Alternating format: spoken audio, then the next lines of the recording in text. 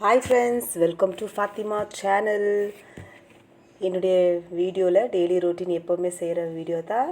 நீங்கள் என் கூட பேசணும்னு நினைக்கிறீங்களோ இல்லையோ, நான் உங்கள் கூட பேசணும்னு நினைக்கிறேன். ஏன்னா என்னுடைய யூடியூப் சேனல் ஒரு சிஸ்டர் எனக்கு 13 இயர்ஸ் பையன் இருக்கிறாரு. அவரை எப்படி ஹேண்டில் பண்ணணும் சொல்லிட்டு கேட்ட தொட்டு இந்த வீடியோ நான் அப்லோட் பண்ணுறேன். இந்த வீடியோ உங்களுக்கு பிடிச்சிருந்தா லைக் பண்ணுங்கள், ஷேர் பண்ணுங்கள். ஏன் வீடியோ முடியறதுக்குள்ளே இந்த ஒரு வார்த்தை வச்சுட்டேன்னா, நம்ம வீடியோக்குள்ளே போகும்போது பேசுகிற வார்த்தைங்க உங்களுக்கு மனசுக்கு பிடிச்சிருந்தா கண்டிப்பாக நீங்கள் அதை கேட்டு பசங்களை எப்படி ஹேண்டில் பண்ணணுன்னு எனக்கு தெரிஞ்ச 2-3 வார்த்தையை இந்த வீடியோவில் நான் ஷேர் பண்ணியிருக்கிறேன். காத்தால உடனே சேமியா செஞ்சேன். சேமியா நார்மல் சேமியா கிடையாது, சோளம், கம்பு சோளம் சொல்லுவாங்க இல்லையா, அந்த சோளத்தில் செஞ்ச சேமியா தான் காத்தால டிஃபன் கட்டியிருந்தேன். அப்படியே நார்மலாக எப்படி நம்ம செய்கிறோமோ அதே மாதிரி தான்.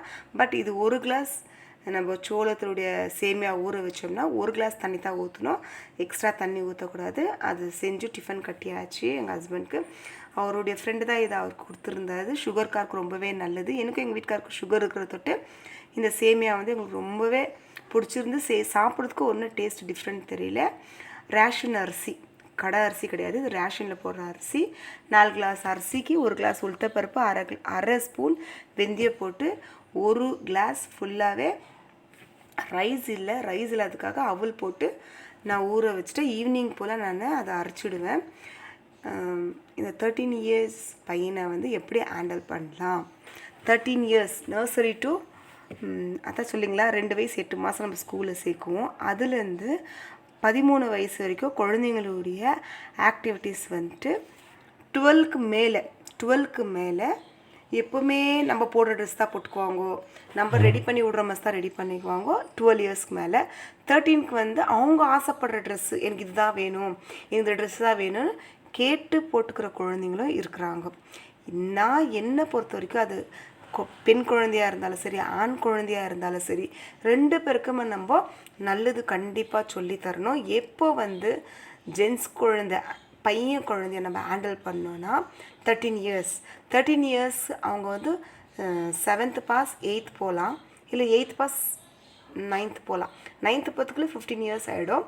அந்த 7th ஸ்டாண்டர்ட்லேருந்து 8th ஸ்டாண்டர்ட் வரைக்கும் குழந்தைங்களை ரொம்ப கேர்ஃபுல்லாக பார்த்துக்கணும். அப்போ தான் அவங்களுக்கு நம்மளை விட்டு வேறொருத்தருங்கிட்ட பழகிறதுக்கு, பேசுகிறதுக்கு பிடிக்கும்.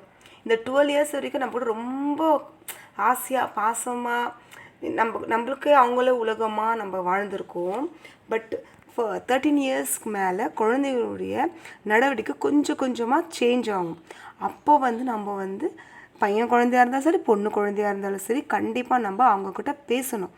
என்ன பேசணுன்னா, ஸ்கூலுக்கு போறியா, படிக்கிறியா, எல்லாத்துலேயுமே ஃபஸ்ட் ரேங்க் வரையோ இல்லையோ, டிசிப்ளின் ரொம்பவே முக்கியம். டிசிப்ளின்னா நான் என்னுடைய லைஃப்பில் நடந்ததை நான் சொல்கிறேன். எங்கள் பையனுக்கு 2 இயர்ஸ் 2 வயசுக்கு நான் ஸ்கூலுக்கு ரிப்போர்ட் கார்டு போயிருந்த போது அந்த மிஸ்ஸு நான் பார்த்த உடனே நான் அழுந்துருவேன். ஏன்னா அந்த மிஸ் ரொம்ப டெரர். அவங்க கொஞ்சமாக நம்மக்கிட்ட கீழே இறங்கெல்லாம் பேசுகிற மிஸ் எல்லாம் கிடையாது. நம்ம படிக்கலை, நம்ம பிள்ளைய படிக்க வைக்கணுன்றது கூட அவங்களுக்கெல்லாம் அதெல்லாம் தோணாது.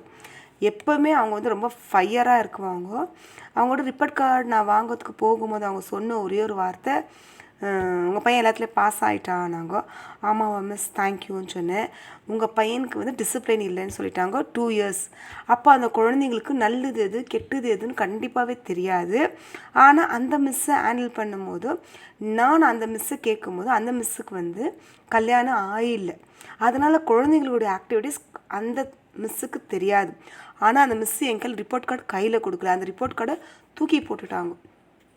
அந்த ரிப்போர்ட் கார்டு நான் போய் எடுக்கும்பொழுது எனக்கு கண்ணில் தண்ணியோடு எங்கள் பையனை கூட்டுன்னு கண்டிப்பாக ஃப்ரெண்ட்ஸ் நீங்கள் நம்புங்கோ, கண்டிப்பாக இது நடந்திருக்கும். கண்டிப்பாக நான் எங்கள் பையனுடைய கால் நான் உங்களுக்கு காட்டுறேன். எனக்கு வந்த கோவத்துக்கு எங்கள் பையன் நான் சூடே வச்சுட்டேன் ஃப்ரெண்ட்ஸ். ஏன்னா நம்ம பசங்களுக்கு என்ன தான் நம்ம பார்த்து வளர்த்தாலும் இவங்களுக்குள்ள சில ஆக்டிவிட்டீஸ் எல்லாம் அந்த 2 இயர்ஸ் 3 இயர்ஸ் 4 இயர்ஸ் 5 இயர்ஸ்லாம் நடக்கும். 12 இயர்ஸ் வரைக்கும் அந்த துடுக்குதனை பண்ணுவாங்க, எல்லாமே பண்ணுவாங்க. ஆனால் 13 இயர்ஸ்க்கு மேலே குழந்தைங்களுக்குள்ளே கண்டிப்பாக ஒரு ஆக்டிவிட்டீஸ் கண்டிப்பாக தோணும் ஃப்ரெண்ட்ஸ். அந்த குழந்தை எப்படி ஹேண்டில் பண்ணனா, 13 இயர்ஸ் முடிஞ்ச குழந்தை சில குழந்தை விளையாட்டுத்தனமாகவும் இருக்கும். அந்த குழந்தை ஸ்கூல்லேருந்து வந்த உடனே மம்மிக்கிட்ட ஆடுறது, டேடிகிட்ட ஆடுறது, பசங்கிட்ட ஆடுறது, வீட்டில் இருக்கிற செல்ல பிராணி கொஞ்சிறதா இருந்தால் அந்த குழந்தை மைண்டுக்குள்ளே ஒன்றுமே இருக்காது. எந்த ஒரு தேவையில்லாத திங்ஸு தேவையில்லாததெல்லாம் அந்த குழந்தை யோசிக்காது. ஆனால் வந்த உடனே புக்ஸை வச்சுட்டு யூனிஃபார்ம் கழட்டுறாங்களா கழட்டுறதுல ரெண்டாவது விஷயம், ஃபோனை போய் தொட்டாங்கன்னா சில குழந்தைங்க கேம் ஆடுவாங்க. ஸ்கூலில் வந்து ஆல்ரெடி ஃப்ரெண்டுக்கிட்ட பேசி வச்சுட்டு வந்திருக்குவாங்க, இந்த மாதிரி நம்ம போனோன்னு கேம் ஆடலாடா, நீயும் உங்கள் மம்மி ஃபோன் எடுத்துக்கோ, நானும் எங்கள் மம்மி ஃபோன் எடுத்துக்கோ, கேம் ஆடுவாங்க. அந்த குழந்தைங்கள கூட நம்ம ஒரு விதத்தில் நம்பிடலாம், ஏன்னா குழந்தைங்க விளையாடுறாங்கன்னு. இந்த மெசேஜ் பண்ணினே இருக்கிறாங்க தெரியுங்களா, சாப்பிடும் போதோ உட்காரும் போதோ தனியாக நீங்கள் இல்லாத போது உட்காந்து ஃபோன் நோண்டிக்கின்னு நம்மளுக்கு அந்த சவுண்ட் கேட்கும், டக்கு டக்கு டக்குன்னு கண்டிப்பாக கேட்கும். அந்த குழந்தைங்கள ரொம்பவே ஸ்பெஷல் கேர் எடுத்து ஏன்னா பண்ணின்னுக்கிற ஏது அப்போ தான் அவங்க கொஞ்சம் தடமாடும் போது நம்ம அதை கேட்ச் பண்ணிவிட்டு இந்த சமயத்தில் நீ என்ன பண்ணின்னுக்கிற சொல்லிட்டு அந்த குழந்தைங்கள ரொம்ப ஸ்பெஷல் கேர் எடுக்கணும். அப்போ தான் அவங்க மைண்டு அந்த பக்கம் இந்த பக்கம் போகும்போது நம்ம பக்கம் மைண்டு கொண்டு வரணும். டக்குன்னு ஃபோன் வச்சுருப்பா நம்ம வெளியே போகலான்னு சொல்லிட்டு கண்டிப்பாக உங்களால் ஃப்ரெண்டு வீட்டுக்கோ இல்லை உங்களால் ஏதாச்சும் குழந்தைக்கு அட்லீஸ்ட் ஒரு சாக்லேட் வாங்கி கொடுக்காது அந்த ஃபோன் அந்த 5 மினிட்ஸ் அவன் வைக்கிறானான்னு அவனோட ஆக்டிவிட்டிஸ் பார்க்கணும். இல்லை சாக்லேட் வேண்டாம், இல்லை ஃப்ரெண்டு வீட்டுக்கு வேண்டான்னு சொல்கிற ஆடினுக்கிற குழந்தைங்கள கூட பார்க்கலாம். ஆனால் இந்த சாட்டிங் பண்ணினே இருக்குவாங்க தெரியுங்களா, அந்த மாதிரி குழந்தைங்கள நீங்கள் ரொம்ப ஸ்பெஷல் கேர் அது எடுக்கலாம். புக்ஸு ஸ்கூல் உடைய புக்ஸ் நம்மளுக்கு வந்துச்சா, இல்லை ஹோம்ஒர்க் எழுதிட்டோமா, இல்லை நீ எழுதிட்டு எனக்கு அனுப்பு சொல்லிட்டு சில மெசேஜ் இருக்கும், அதெல்லாம் ஒன்றுமே தப்பு கிடையாது. ஆனால் தேவையில்லாத மெசேஜுங்கோ எப்படிக்கிற ஏதாக்குற ஒரு மாதிரி நம்மளுக்கு அந்த வேர்ட்ஸுங்கெல்லாம் க்ளீனாக படிக்கும்போது எனக்கு தெரியும். ஏன்னா நான் சொல்கிறேன்னா அதுக்காக தப்பாலாம் நான் சொல்லலை, பட் அந்த குழந்தைங்களோட ஆக்டிவிட்டீஸ் என்ன ஆகுது, குழந்தை என்ன பண்ணுறா, ஒரு நாள் 2 நாள் நீங்கள் பார்த்தீங்கன்னா அது பையன் பொண்ணாக இருந்தாலும் சரி பொண்ணாக இருந்தாலும் சரி அவங்க வந்து ஃபோனு தொட்டு அவங்களோட மெசேஜ் டக்குன்னு பண்ணி டிலீட் பண்ணுறாங்களா, இல்லை ஆல்ரெடி நீங்கள் யாருக்குன்னா ஹாய் சொல்லிட்டு மெசேஜ் போட்டு வச்சுடுங்க, அதுக்கப்புறம் குழந்தை எடுத்தானா யாருக்கு அமிச்சான்னு சொல்லிட்டு கண்டிப்பாக நீங்கள் செக் பண்ணு ஃப்ரெண்ட்ஸ்.